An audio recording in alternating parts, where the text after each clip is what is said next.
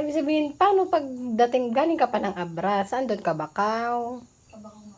Ah, sa Bakaw nga. Tapos naglakad ka lang o nakisakay ka hanggang makarating ka dito? Talaga? Magkakape ka? Timplahan kita. Wait lang.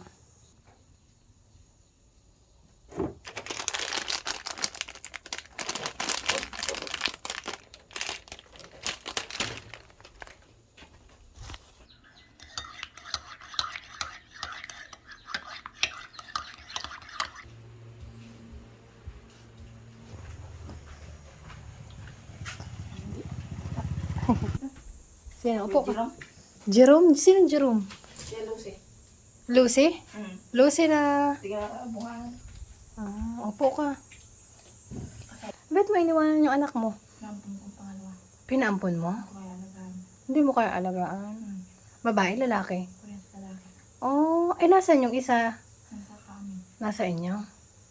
Sino yung taga saan yung umampon dun sa anak mo? Taga ron din. Ate SWD. Tapos, nag-iikot-ikot ka lang, nanghihingi ka lang ng damit.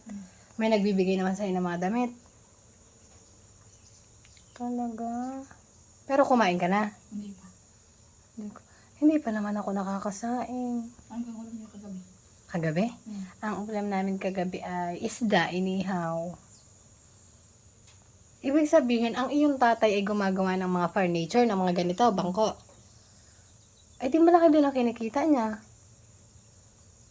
Alam ng pamilya mo na ikaw ay nag-iikot-ikot, na umalis ka sa inyo, alam nila? Anong sabi? Maganda kang babae eh. Maganda ikaw eh. Ilang taong ka na? 21 na. Ikaw, bata ka pa. Saan ka sumakay? Galing kang Abra, saan ka sumakay papunta dito? Nag-tricycle ikaw, damasahe ka na lang. Tapos nakarating nga ikaw dito. Diyan sa nilakad mo may mga nagbigay sa'yo mga damit-damit dyan? Wala pa. Wala pa? Ayun si nanay naghahanap. Hayaan mo sa susunod na balik mo, hindi pa kasi ako makapaghalongkat. Pero marami akong damit. Yung mga ganyan sa'yo, may mga dress. Sumusuot ka ng dress, ganito? Buntis ka? Hindi. Mukhang buntis ka? Ayun pa. Pinapanawid ko. Oh, sige. Open mo yung electric fan, pindutin mo. Yan, tapat mo sa'yo. Yan.